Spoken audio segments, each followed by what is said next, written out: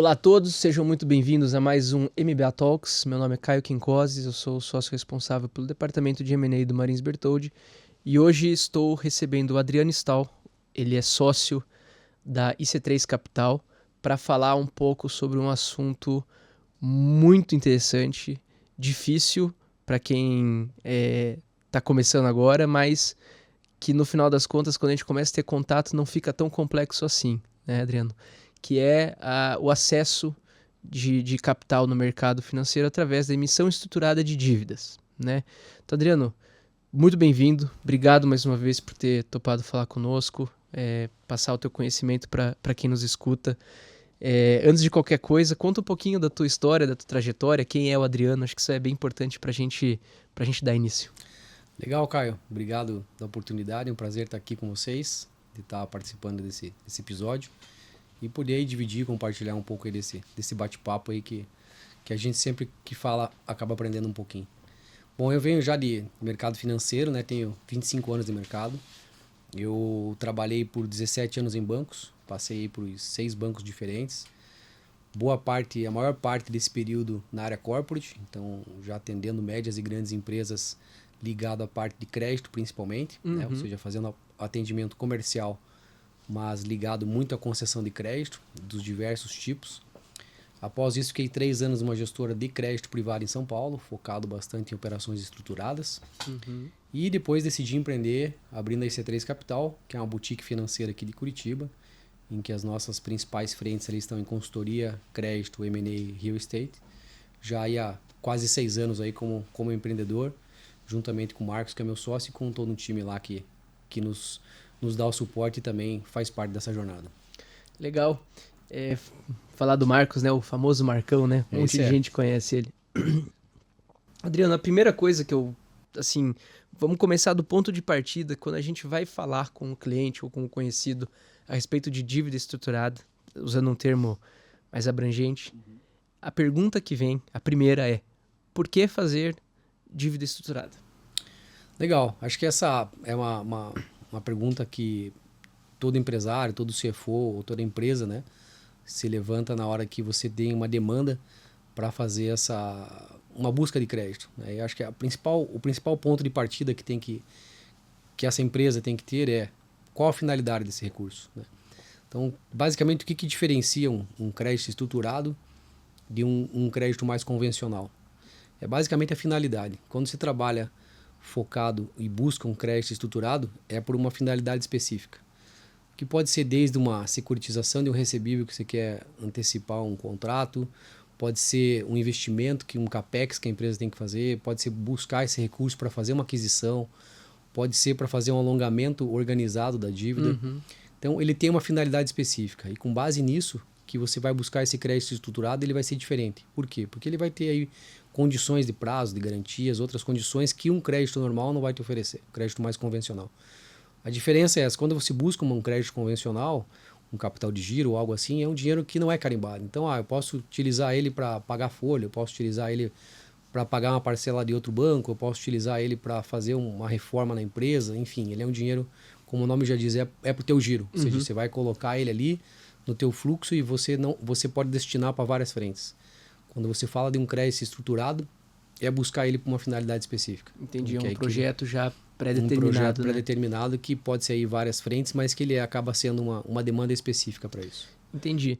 E antes da gente falar de características desse crédito, porque também esse é um ponto de muito interesse de quem fala sobre o assunto, né? E aí, por característica, eu tô falando de taxa, prazo de pagamento, período de vencimento. Antes da gente entrar nisso, vamos desmistificar ou talvez confirmar uma visão que é apenas grandes empresas conseguem acessar esses recursos em mercado ou é algo mais democrático? Empresas de middle market, por exemplo, ou até pequenas ou menores empresas conseguem acessar isso também.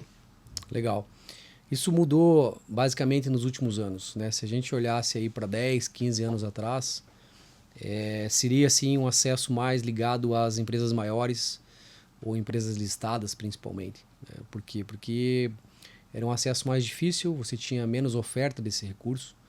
Ainda é uma questão até cultural no Brasil que isso está mudando, né? A cabeça do investidor. Então, respondendo a tua pergunta, hoje já não. As empresas médias, né, já conseguem acessar. Se pegar empresas, acima de 100 milhões de faturamento, para cima, às vezes, eventualmente, o faturamento em si até não é um bom balizador, porque vai depender muito do segmento, da organização dessa empresa. Mas as empresas menores já conseguem acessar também. Por quê? Porque hoje abriram-se mais frentes de gestores de crédito. Você tem hoje no país mais de 300 gestoras de crédito privado. O acesso também para o investidor, pessoa física, ficou muito mais fácil do que era há um tempo atrás. Então, hoje tem as corretoras que distribuem esses papéis. Então, você tem investidor que pode alocar R$ 1.000 numa dívida que é bem maior que isso, de um crédito privado, que antes não poderia. Então, esse acesso hoje já está aberto a mais tamanhos de empresas, ou seja, empresas médias e grandes já conseguem acessar. Então é um leque maior hoje, né, de opções para o empresário que então tem essa intenção de desenvolver um projeto específico e ter acesso a um dinheiro diferente. Exatamente. E aí eu vou partir talvez para a parte mais capciosa do assunto, que é assim, beleza, entendi para que serve, entendi que a minha empresa está apta a tentar levantar esse dinheiro, mas eu quero saber o quanto isso vai me custar. Porque a gente está falando, e o nome já sugere isso, né? Emissão de dívida estruturada. Dívida a gente tem que pagar em algum momento. Então, mesmo sabendo que tudo vai depender de circunstância, tudo vai depender de tamanho da operação e tudo mais, no que se diferenciam as características da estrutura, da dívida estruturada, desculpa, em relação ao capital mais tradicional de instituições financeiras? Como que se mede, em média, a taxa que vai ser devida por essa dívida, prazo de vencimento? Se você puder falar um pouquinho mais sobre as características desse crédito, seria bastante elucidativo também para quem nos escuta. Legal. Aí vai muito do tamanho da operação, né? Então, a questão até que a gente comentou um passo atrás ali, que as empresas menores já conseguem acessar, mas ainda você tem uma barreira de que essa operação não pode ser muito pequena. Ou seja, geralmente uma operação abaixo de 10 milhões inviabiliza um pouco na questão de custo. Por quê? Porque você tem custos de agentes que participam dessa emissão, né? Ou seja, que são diferentes agentes que participam dessa emissão, que você não tem num crédito convencional. Quando eu vou buscar um crédito convencional, vamos pensar assim, um crédito de banco comercial, eu tenho lá uma ponta, que é o banco, que ele vai olhar, vai fazer minha análise, vai determinar quanto é o limite, as condições, e todo o custo dele, de estrutura, vai estar embutido no preço dele. Então ele já vai dar um custo de taxa, de condições, que vai estar embutido como ele, o único credor daquele recurso, né? Quando eu vou para uma dívida estruturada, você tem a remuneração que o investidor vai pedir, custo de oportunidade, você tem que buscar, que é o custo de oportunidade, a remuneração do papel que a gente fala, e você vai ter os outros agentes, né? Que você tem assessor legal, que você tem agente fiduciário, que você tem securitizador, enfim, você pode ter uma agência de rating, enfim, vai ter outros players que, dependendo do tipo da emissão, alguns são até obrigatórios. Sim. E outros são qualificatórios, e que aí vai compor o custo. Então, quando eu vou fazer uma emissão maior, esse custo é diluído, né? Então, assim, quando uma emissão menor, talvez isso encareça.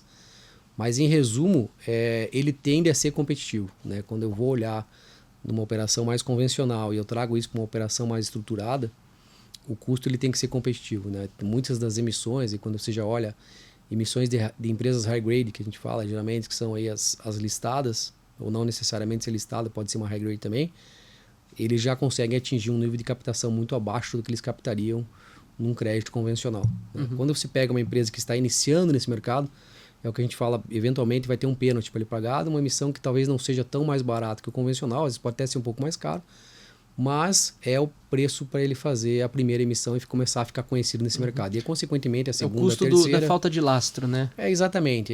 E talvez um pouco...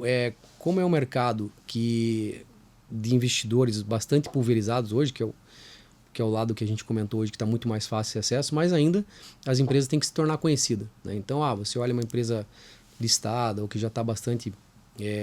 que tem um marketing mais forte, você já conhece aquele nome, o investidor acaba associando. Agora, vem uma empresa diferente, que nunca ouviu falar, às vezes ele vai querer exigir um prêmio maior para poder investir nessa empresa. Então, é o preço que a gente fala até para começar a se tornar um pouco mais conhecido e recorrente, né? E é muito normal você pegar as empresas que fazem uma emissão hoje a um preço teoricamente mais alto, e com consequência das próximas, elas vão espremendo esse preço, ou seja, vão baixando porque ela vai conseguindo acessar um número maior de investidor porque já estão se tornando mais conhecidas nesse mercado. Uhum. E eu acho que a gente está passando por um momento em que cada vez se torna mais importante ter alternativas de fonte de financiamento que não os bancos tradicionais, né? Exato, e acho que os bancos tradicionais vão continuar, eles continuam muito fortes, cada vez mais líquidos. Você vê bancos que somem, bancos que aparecem, enfim, essa roda vai continuar girando, é muito forte no Brasil e acho que é importante que tenham, né? Mas, por outro lado, diversificar essa captação é muito importante, né? Assim como o investidor tem lá que fazer a diversificação dos investimentos dele, acho que quem faz a captação, a nossa orientação até como assessores é diversifiquem, para não ficar refém só de um tipo de finalidade, para não ficar refém só de um tipo de garantia que você vai ter que dar, e investidores diversos, porque a hora que você tem mais condições, você capta mais barato, né? Então, isso é uma questão bem importante que pode fazer bastante diferença para a companhia, em que pese às vezes você ter condições diferentes, mas o fato de você acabar diversificando ajuda bastante a companhia a atrair melhores condições. Legal. Assim, eu não sou financeiro, não sou administrador, mas uma coisa que eu acabo percebendo é que quando você tem recurso à sua disposição, você tende a tracionar o negócio de um jeito muito mais rápido, porque você vai dar velocidade para escalar, para crescer, né? Então, acho que é mais ou menos por isso, ou talvez possa estar errado, né? Mas na minha concepção, por isso que você vê tantas empresas fazendo captação ao mercado, né? Se não fosse um negócio... Acho que talvez um ponto melhor colocado seja o seguinte: se não fosse uma coisa que faça tanto sentido, a gente não teria vendo esse movimento crescendo tanto, né? Exato. Tanto é que existe um pouco dessa barreira, né? De algumas empresas, alguns empresários teve a concepção de que a dívida é prejudicial, ruim, né? Dívida é ruim. E acho que existe dois caminhos para a dívida, né? Um caminho que a gente chama de apagar incêndio, que você está tomando dinheiro para algum problema que você tenha de caixa ou alguma outra necessidade. E você tem por estratégia. Então, sempre que você vai pelo caminho de estratégia, ele é um caminho muito saudável, né? Lógico que às vezes pode acontecer de surgir coisas nas empresas que você tenha demanda de captar para pagar esse incêndio, vamos falar assim. Mas acho que o que tudo muda é a organização que se faz isso, né? Não deixar para você fazer isso em cima da hora, ou quando a corda já estiver no pescoço. Quando você faz isso por estratégia, mesmo que seja para pagar a dívida, você pode fazer isso de forma saudável. Porque você pode pegar uma dívida mais barata do que você tem, mais longa do que você tem, substituir essa dívida, você melhora o teu perfil de dívida. Dá um desafogo, então, né, pro caixa. Ela acaba sendo saudável mesmo para pagar a dívida se você fizer isso de forma organizada e como estratégia. E você tem N exemplos no mercado de empresas que cresceram de forma alavancada, né? Ou seja, é o que a gente fala, só não pode essa alavancagem ser demais. Mas existe um nível de alavancagem saudável que com certeza vai fazer a empresa ganhar atração, vai fazer essa empresa ganhar mercado, vai fazer essa empresa acelerar um pouco mais o crescimento dele. E aquilo que a gente sempre faz a conta também como assessor, né? O recurso de terceiro sempre tende a ser mais barato do que o próprio recurso do sócio. Então, se você fizer a conta certinho, fizer de forma organizada e planejada, essa dívida tende a ser muito mais saudável do que, às vezes, utilizar recurso proprietário, né? A gente, às vezes, pode parecer meio contraintuitivo, até porque eu me coloco no chapéu de quem não é entendedor desse tema. Mas é contraintuitivo porque, assim, como que eu pegar dinheiro de outra pessoa que eu vou ter que pagar é mais barato do que usar o dinheiro do meu bolso? Mas muitas vezes a gente esquece de falar, não, mas esse meu dinheiro poderia estar sendo trabalhado de outra coisa, de outra forma, né? Também acho importante deixar claro aqui que ninguém está falando para alavancar a empresa de ninguém. Não. Não é isso, mas é um caminho saudável. Como um caminho saudável, assim, acho que sempre olhar, uma coisa a gente fala, se é com visão de estratégia, isso pode ser muito benéfico. Então, você tem aquilo que a gente volta, mesmo seja um crédito convencional, seja um crédito estruturado, de que forma for essa emissão, se ele tiver uma estratégia por trás disso e for bem executado, ele pode ser muito saudável, sim. Maravilha. E deixa eu te perguntar uma coisa. A gente escuta muito falar, assim, quando a gente vai fazer emissão de dívida estruturada, sobre a tal do regime de garantia firme. Ajude-nos a compreender melhor o que é o regime de garantia firme, porque quando a gente fala em garantia, geralmente a gente pensa na garantia que o devedor tem que dar para o credor. Mas nesse caso é um pouco diferente, certo? É um pouco diferente porque, até aqui de novo fazendo um comparativo com o crédito mais convencional, né? Quando você faz um crédito convencional e o banco chega, o teu limite é X milhões nessas condições, fechou a operação, formalizando ela, o banco vai lá e acredita na tua conta. Quando eu faço uma emissão, ela existe em várias etapas, né? Então a gente tem a etapa da originação da operação, que é você levantar o cliente com as condições que ele possa e queira buscar mercado. Você tem a estruturação dessa operação, que envolve todos esses agentes que a gente comentou lá atrás, ou seja, você conectar tudo isso de forma dentro da legislação. E você tem a etapa da distribuição.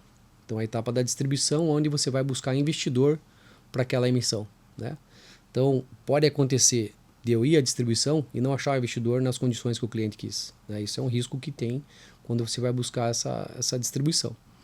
A garantia firme é que o coordenador líder, ou seja, quem está à frente dessa operação, e vai chegar para você e falar assim, olha, eu te dou uma garantia firme de X, achando ou não esses investidores. Então, às vezes pode ser uma garantia integral da operação, posso dar a garantia firme do valor total da operação, como pode ser parcial. Então eu vou fazer uma operação de 100 milhões, mas eu te dou uma garantia firme de 30.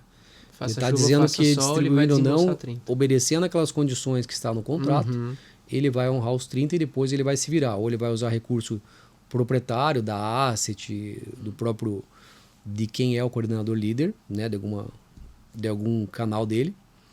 Ou ele vai carregar aquilo por um tempo e distribuir depois, ou ele vai garantir que ele distribui de alguma forma.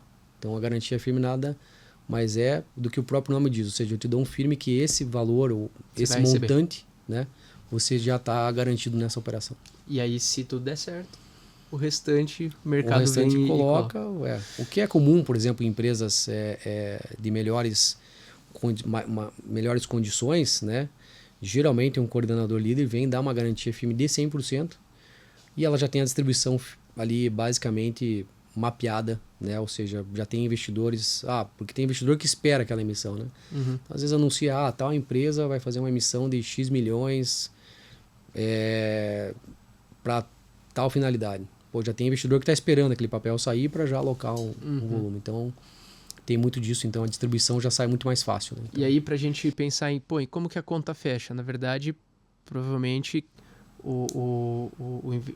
O coordenador ele vai estar pagando um valor um pouquinho menor para o investidor e vai ficar, entre aspas, com o spread do que ele vai estar recebendo do devedor original da dívida, certo? Não necessariamente. Existe essa modalidade, mas também existe a modalidade que o prêmio para o investidor vai ser exatamente o que está acordado no papel, e aí cobra-se ou FIIs de estruturação, FII de distribuição, FII de canal. Enfim, a negociação pode ser feita das duas formas, né?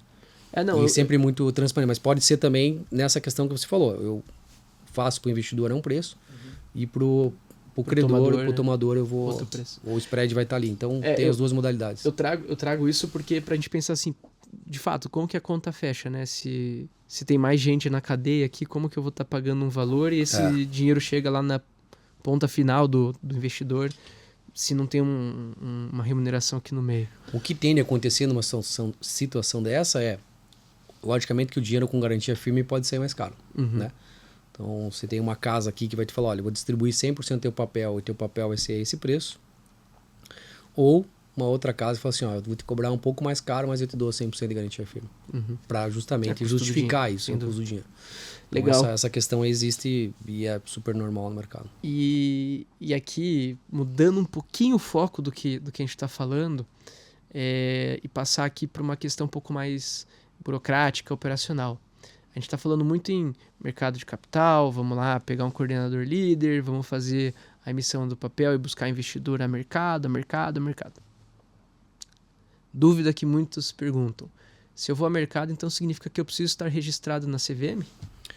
A empresa, não. O que você vai ter que fazer é a emissão. A emissão, sim. Então, você tem diversas modalidades, né? Debêntures, nota comercial, CRIs, CRAS, FDICs. Cada uma delas tem uma regulamentação específica, né? Porque algumas podem ter incentivos fiscais por investidor, por credor. Por exemplo, credor, algumas não vão ter IOF. A maioria delas não tem IOF. Por investidor, algumas não tem IR. Né? Então, mesmo assim, depois dessas novas regras... O que mudou foram algumas finalidades que você pode usar essas linhas. Certo. Então, acabaram ficando mais restritas ou mais encaixadas com cada finalidade. Mas as isenções hoje, elas existem, né? De algumas formas podem cair, essa é uma questão regulatória, né?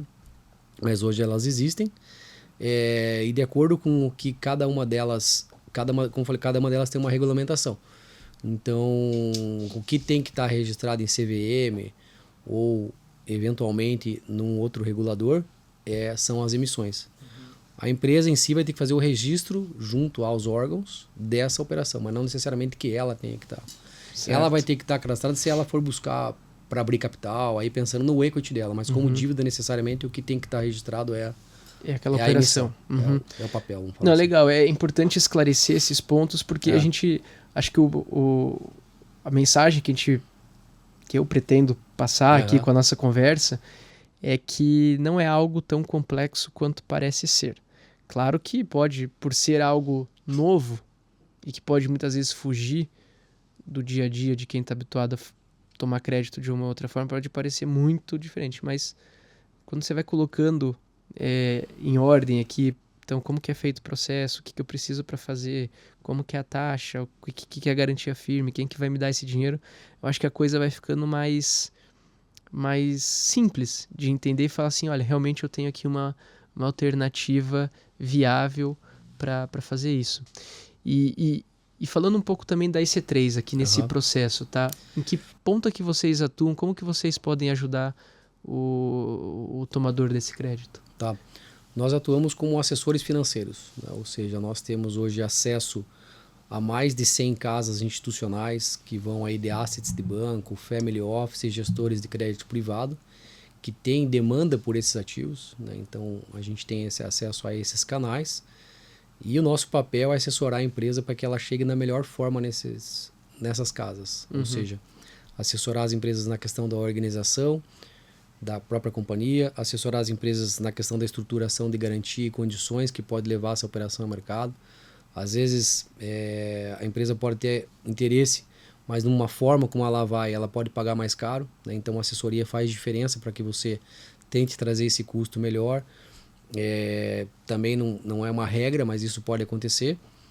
Pode dar mais velocidade também para essas emissões, porque quanto mais organizada a empresa se apresentar e ela tiver, mais facilidade ela vai ter de achar investidor e de velocidade para fazer essa emissão. Ou seja, é importante então, esse papel que se da prepare assessoria isso, justamente é que a empresa se prepare, que a gente faça um desenho de garantias que faça sentido para a companhia e para o investidor. Não adianta eu querer fazer só o que o investidor quer ou só o que a companhia quer, porque eu tenho que tentar justamente fazer esse casamento. Então, o nosso papel como assessor é justamente ajudar nessa estruturação, arrumar essa companhia no sentido preparada para aquela emissão e também achar o investidor certo, né? Porque hoje, nesse leque de investidores, você tem investidor que gosta de imobiliário, você tem investidor que gosta de agro, você tem investidor que gosta de infra, você tem investidor que gosta de tudo. Mas a ideia é que você consiga olhar o investidor com a cara daquela empresa, ou seja, qual benéfico vai ser tanto para os dois lados. E aí a gente consegue assessorar nesse match aí para justamente fazer a emissão ser mais interessante para ambos os lados e que ela aconteça, né? Que Sim. esse é o nosso papel. E na tua experiência exercendo esse papel de preparação, né? O que é mais importante, se é que a gente pode categorizar a importância de cada etapa, mas o que é mais importante para organizar antes de ir ao mercado buscar tomar esse crédito?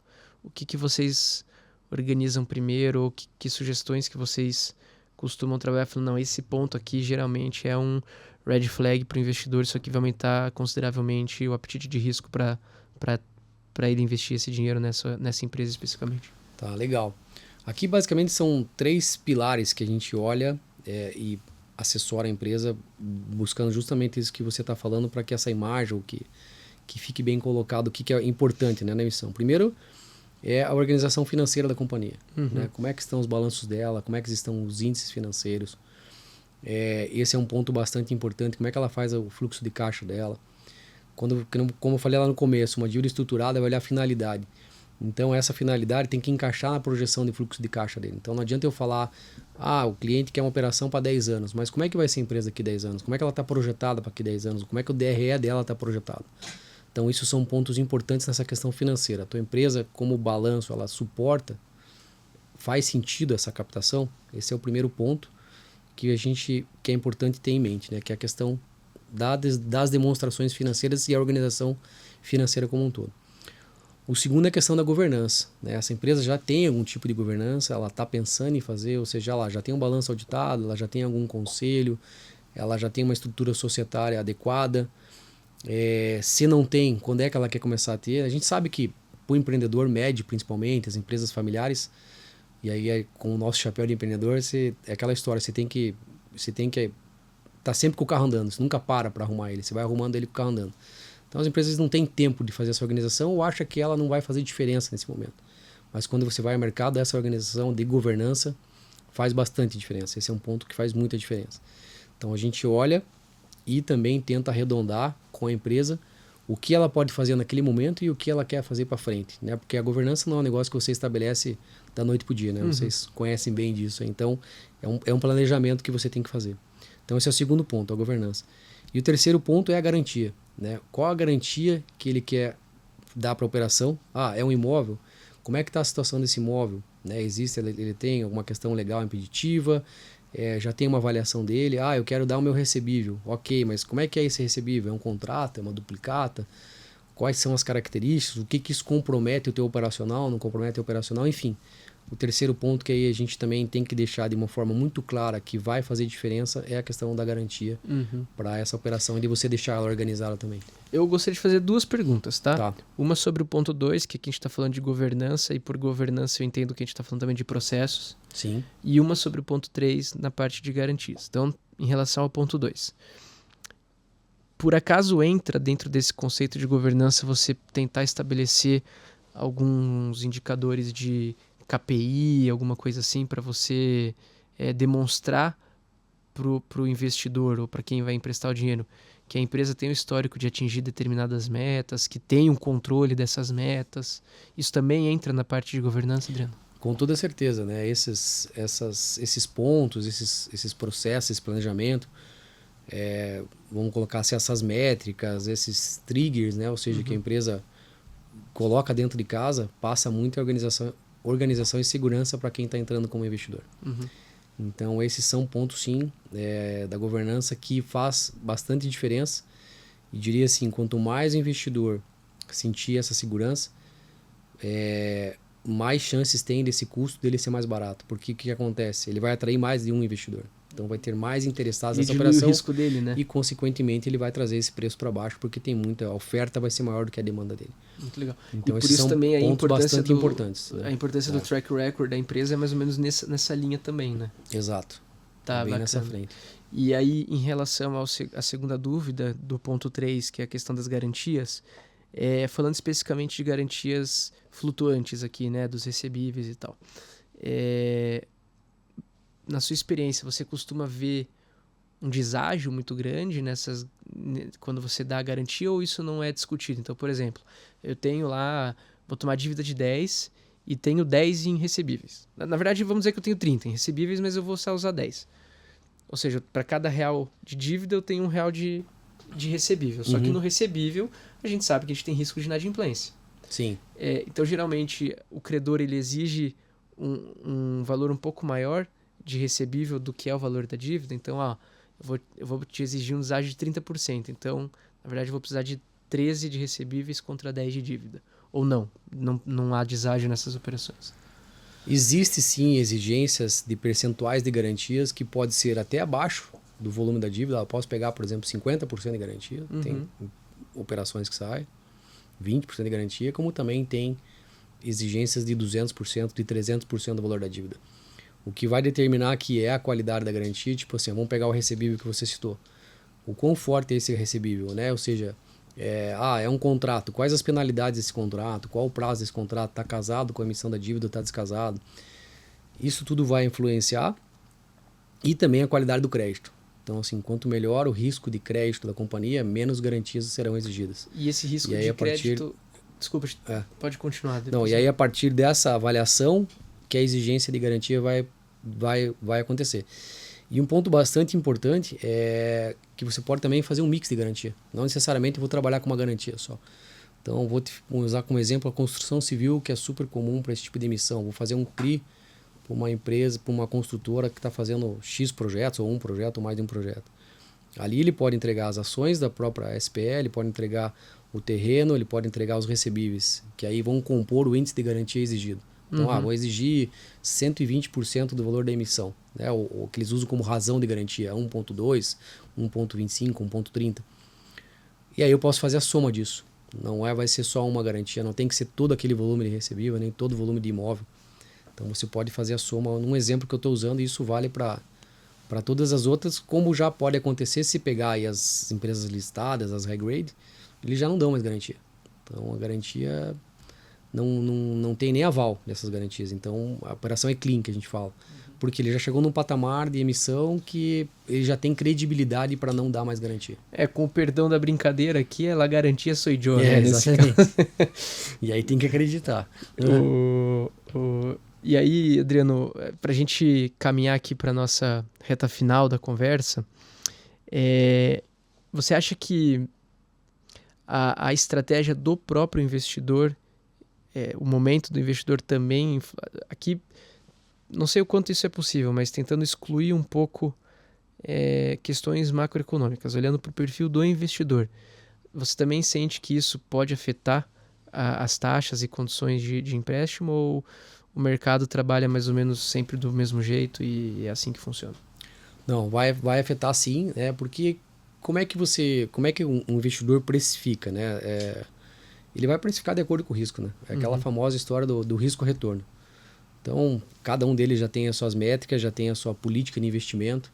Então, se ele vai investir numa empresa que é rating A, o spread que ele vai querer é X, se ele vai investir no rating B, o spread é mais X, até os fundos de high yield, né, que a gente fala, ou seja, que são mais alto risco, e até o distressed, que é aquele cara que já entrou na empresa que já está mais complicada olhando no ponto de vista de risco. Então, quanto maior o risco de crédito, mais prêmio eles vão exigir. Então, a política de preços sim, o cenário macro afeta, né, porque aí também a questão de oferta e demanda, quanto tem de ativo para quanto tem de dinheiro nesse mercado. Hoje a liquidez, ela existe, né, ou seja, independente do juro e tal, mas a liquidez, ela existe. O que acontece um pouco hoje que está muito ligado aos riscos das companhias.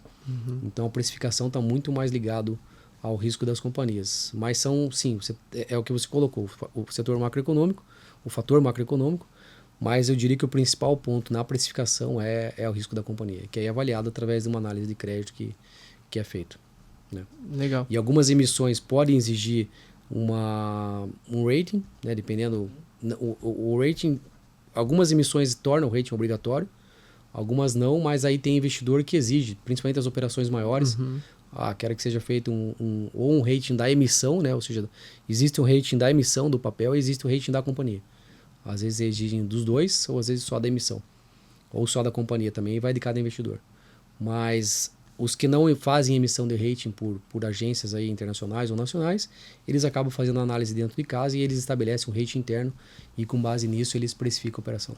Eu sou suspeito para falar porque eu acho muito legal como esse ecossistema é complexo e como as coisas, mesmo dentro dessa complexidade, elas funcionam de um jeito tão organizado, assim. E aí, para a gente encerrar, uma dica que você pode passar para quem pensa em tomar crédito e fazer uma emissão de dívida estruturada. Qual é a tua... Assim, se você pensou nisso, a primeira coisa que você tem que fazer é tal. A dica que a gente faz bate no que a gente falou, né? Que a gente fala é a questão da organização, né? Vá ao mercado com a empresa mais organizada, né? Acho que a questão de você fazer uma emissão ao mercado, ela nunca pode ser uma decisão da noite para o dia. Você tem que preparar a tua companhia no sentido de equipe, você tem que preparar a tua companhia em sentido de informação e da tua necessidade. Então, assim, eu acho que a empresa que vai buscar uma emissão, ela ganha muito pensando a médio e longo prazo. Por quê? Porque ela começa, obrigatoriamente, ela vai se organizar mais, né? A partir do momento que você tem lá algumas regras para cumprir, alguns investidores diferentes, que você está mais exposta ao mercado, é aquela questão que você subiu a régua de exigência da tua companhia. E você automaticamente vai subir a régua da tua organização. Então, a dica que a gente dá é: se prepare. né? Se prepare para isso, ou seja, tem vários pontos que você pode antecipar para que isso não seja uma questão traumática, que não seja uma questão que depois te atrapalhe no teu operacional. Então, mas isso hoje em dia você tem muitas possibilidades, você tem muitas frentes, o mercado está muito mais aberto, você pode escutar várias pessoas, você pode ir consultar mercado de diversas formas para você se preparar, mas a dica que a gente faz está no sentido de preparação. Tá, Se prepare e se organize para fazer isso, que pode ser feito de uma forma muito benéfica para a companhia. e eu vou descumprir meu combinado, porque eu falei que era a última pergunta, mas já que você falou disso, eu vou ter que aproveitar o gancho e porque eu acho que é relevante a gente pensar assim, tá bom, vou me preparar. Claro que a preparação, ela talvez nunca tenha assim, o estado da arte, né? Pra Não. chegar onde eu quero e tal. Beleza. Mas assim, quanto tempo, em média, você acha que uma empresa precisa para se preparar minimamente para poder, de uma maneira mais segura ou adequada, fazer esse movimento de mercado? Pra gente ajudar Tá. aqui quem tá pensando, sei lá, beleza, então vou ter que investir esforço nisso por X meses para poder chegar onde eu quero.